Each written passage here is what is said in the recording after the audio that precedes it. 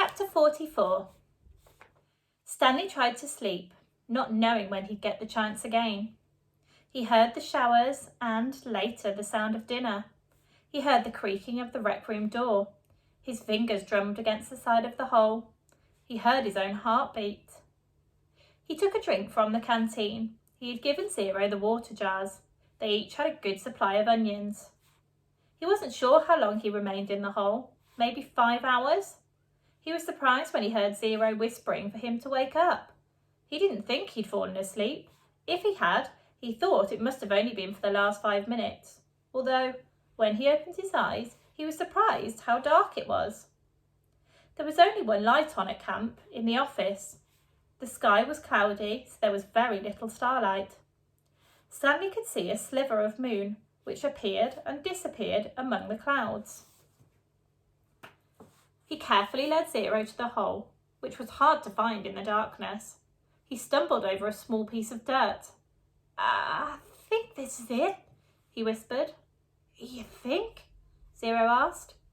It is, said Stanley, sounding more certain than he really was. He climbed down. Zero handed him the shovel.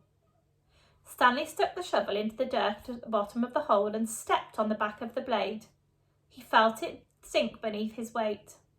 He scooped out some dirt and tossed it off to the side. Then he brought the shovel back down. Zero watched for a while.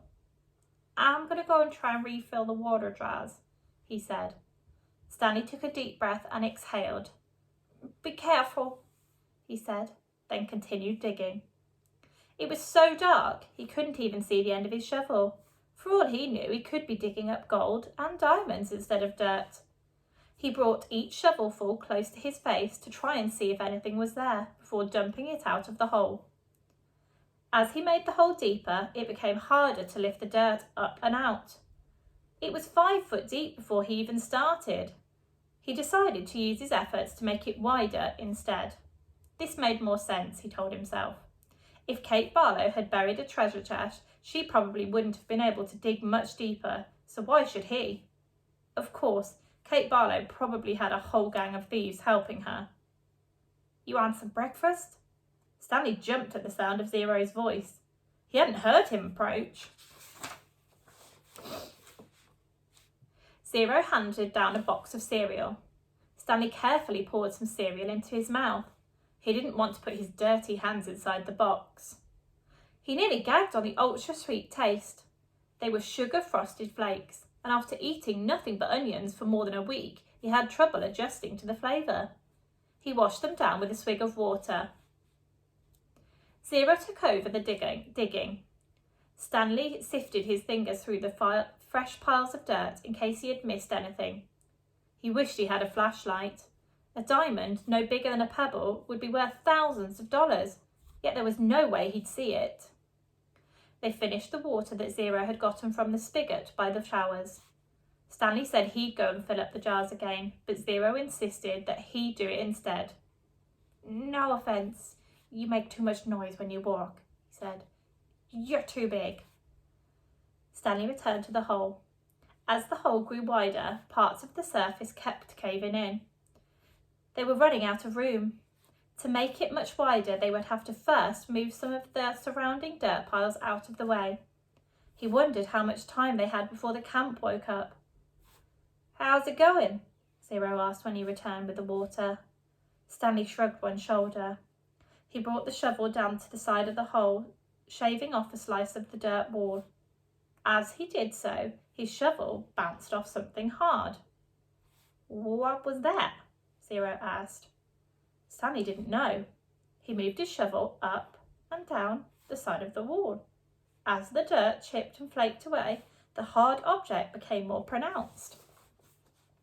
It was sticking out of the side of the hole, about 1.5 feet from the bottom. He felt it with his hands. What is it? Zero asked. He could just feel a corner of it. Most of it was still buried. It had a cool, smooth texture of metal. I think I might have found the treasure chest, he said. His voice was filled with more with astonishment than excitement. Really? Zero asked. I think so, Stanley said. The hole was wide enough for him to hold the shovel lengthwise and dig sideways into the wall. He knew he had to dig very carefully. He didn't want the side of the hole to collapse along with a huge pile of dirt directly above it. He scraped at the dirt wall until he exposed one entire side of the box-like object. He ran his fingers over it. It felt to be about 8 inches tall and almost 2 feet wide. He had no way of knowing how far into the earth it extended. He tried pulling it out, but it wouldn't budge. He was afraid that the only way to get to it was to start back at the surface and dig down, but they didn't have time for that. "I'm going to try and dig a hole underneath it," he said. "Then maybe I can pull it down and slip it out." "Go for it," said Zero. Stanley jammed the shovel into the bottom edge of his hole and carefully began to dig a tunnel underneath the metal object. He hoped it didn't cave in. Occasionally, he'd stop, stoop down, and try to feel for the far end of the box. But even when the tunnel was as long as his arm, he couldn't feel the other side. Once again, he tried pulling it out, but it was firmly in the ground. If he pulled too hard, he feared, he'd cause a cave-in. He knew that when he was ready to pull it out, he would have to do it quickly before the ground above it collapsed. As his tunnel grew deeper and wider and more precarious, Stanley was able to feel latches on one end of the box and then a leather handle. It wasn't really a box. I think it might be some kind of metal suitcase," he told Zero. "Can you try and pry it loose with the shovel?" Zero suggested. "I'm afraid the side of the wall will collapse." "You might as well give it a try," said Zero. Stanley took a sip of water. "Might as well," he said. He forced the tip of the shovel between the dirt and the top of the metal case and tried to wedge it through. He wished he could see what he was doing. He worked the end of the shovel back and forth, up and down, until he felt the suitcase fall free. Then he felt the dirt come piling down on top of it. But it wasn't a huge cave-in. As he knelt down in the hole, he could only tell that a small proportion of the earth had collapsed. He dug it with his hands until he found the leather handle, and then he pulled the suitcase up and out of the dirt. "I got it!" he exclaimed. It was heavy. He handed it up to Zero. "You did it!" Zero said, taking it from him. "We did it," said Stanley. He gathered his remaining strength and tried to pull himself up out of the hole. Suddenly, a bright light was shining in his face. "Thank you," said the warden. "You boys have been a big help." Chapter 45. The beam of the flashlight was directed away from Stanley's eyes and onto Zero, who was sitting on his knees. The suitcase was on his lap. Mr. Pendanski was holding the flashlight. Mr. Sir stood next to him with his gun drawn and pointed in the same direction. Mr. Sir was barefoot and bare-chested, wearing only his pyjama bottoms. The warden moved towards Zero. She was also in her bedclothes, wearing an extra-long t-shirt. Unlike Mr. Sir, however, she had her boots on. Mr. Pendanski was the only one fully dressed. Perhaps he had been on guard duty. Off in the distance, Stanley could see 2 more flashlights bobbing towards them in the darkness. He felt hopeless in the hole. "You boys arrived just in the nick," the warden started to say. She stopped talking and she stopped walking. Then she slowly backed away. A lizard had crawled up on top of the suitcase. Its big red eyes glowed in the beam of the flashlight. Its mouth was open and Stanley could see its white tongue moving in and out between its black teeth. Zero sat still as a statue. A second lizard crawled up over the side of the suitcase and stopped less than an inch away from Zero's little finger. Stanley was afraid to look and afraid not to. He wondered if she should try and scramble out of the hole before the lizards turned on him, but he didn't want to cause any commotion. The second lizard crawled onto Zero's fingers and halfway up his arm. It occurred to Stanley that the lizards were probably on the suitcase when he handed it to Zero. "There's another one," gasped Mr. Pendanski. He shined the flashlight on the box of frosted flakes, which lay on its side beside Stanley's hole. A lizard was crawling out of it. The light also illuminated Stanley's hole. He glanced downwards and had to force himself to suppress a scream. He was standing in a lizard's nest. He felt the scream explode inside him. He could see 6 lizards. There were 3 on the ground, 2 on his left leg and 1 on his right sneaker. He tried to remain very still. Something was crawling up the back of his neck. 3 other councillors approached the area. Stanley heard one say, "What's going?" and then whisper, "Oh my God." "What do we do?" asked Mr. Pendanski. "We wait," said the warden. "It won't be very long."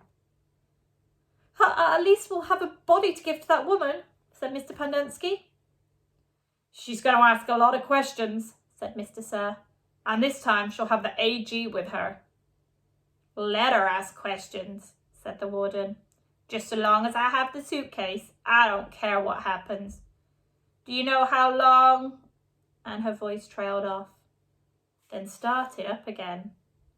"When I was little, I'd watch my parents dig holes every weekend and holiday. When I got bigger, I had to dig too, even on Christmas." Stanley felt tiny claws dig into the side of his face as a lizard pulled itself off his neck and up past his chin. "It won't be long now," said the warden. Stanley could hear his heartbeat. Each beat told him he was still alive, at least for 1 more second. Chapter 46. 500 seconds later, his heart was still beating. Mr. Pendanski screamed. The lizard, which had been in the cereal box, was springing towards him. Mr. Sir shot it in midair. Stanley felt the blast shatter the air around him. The lizard scurried frantically across his very still body. He did not flinch. A lizard ran across his closed mouth.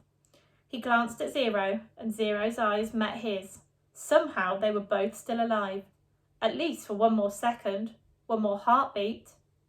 Mr. Sir lit a cigarette. "I thought you quit," said one of the other councillors. "Yeah, well, sometimes sunflower seeds just won't cut it." He took a long drag on his cigarette. "I'm going to have nightmares about this for the rest of my life." "Maybe we should just shoot them," said Mr. Pendanski. "Who?" asked a councillor. "The lizards or the kids?" Mr. Pendanski laughed grimly. "The kids are going to die anyway," he laughed. "At least we've got plenty of graves to choose from." "We've got time," said the warden.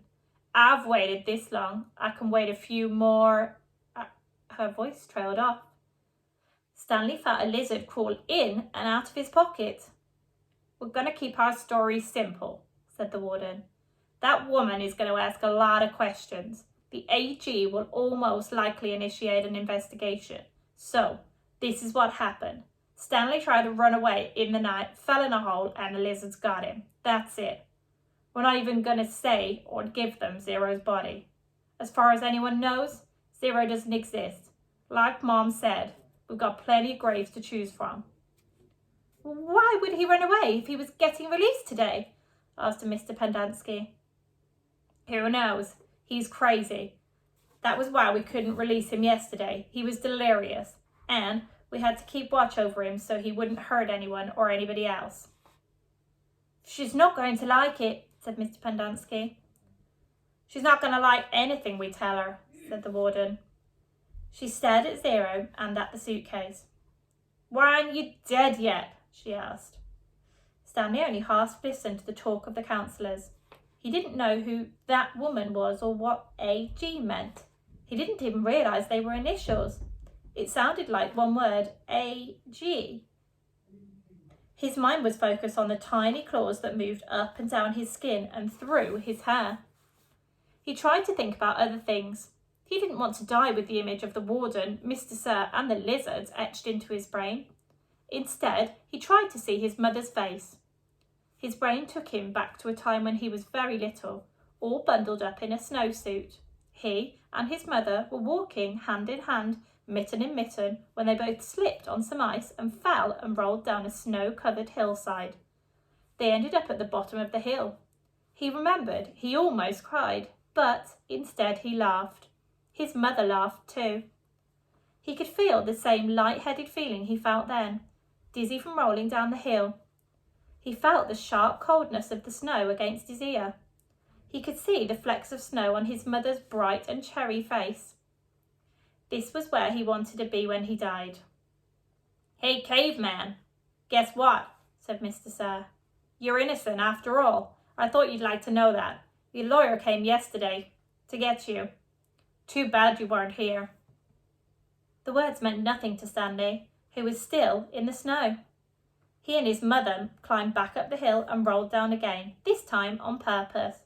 Later, they had hot chocolate with lots of melted marshmallows. "It's getting close to 4:30, said Mr. Pendanski. "They'll all be waking up soon." The warden told the councillors to return to the tents. She told them to give the campers breakfast and to make sure they didn't talk to anyone. As long as they did, as they were told, they wouldn't have to dig any more holes. If they talked, then they would be severely punished. "How should we say they'll be punished?" one of the councillors asked. "Let them use their imaginations," said the warden. Stanley watched the councillors return to the tents, leaving only the warden and Mr. Sir behind. He knew the warden didn't care whether the campers dug any more holes or not. She'd found what she was looking for. He glanced at Zero. A lizard was perched on his shoulder. Zero remained perfectly still except for his right hand, which slowly formed a fist. Then he raised his thumb, giving Stanley the thumbs up sign. Stanley thought back to what Mr. Sir had said about him earlier and the bits of conversation he'd overheard. He tried to make sense out of it. Mr. Sir had said something about a lawyer, but Stanley knew his parents couldn't afford a lawyer. His legs were sore from remaining rigid for so long. Standing still was more strenuous than walking. He slowly allowed himself to lean against the side of the hole. The lizards didn't seem to mind.